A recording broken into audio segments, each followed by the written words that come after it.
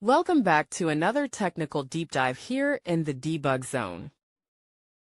Today we're tackling a big question and breaking it down with insights from other users.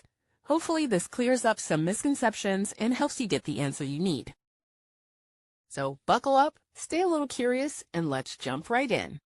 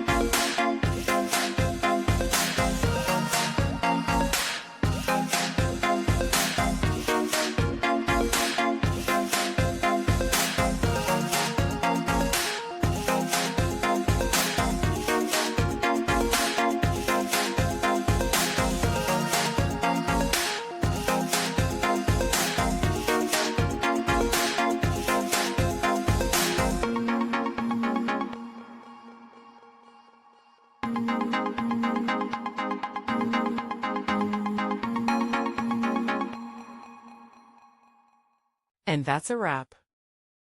I hope you found the answer you were looking for. If you did, take a second to hit that subscribe button. It really helps out. And let me know in the comments which solution worked best for you.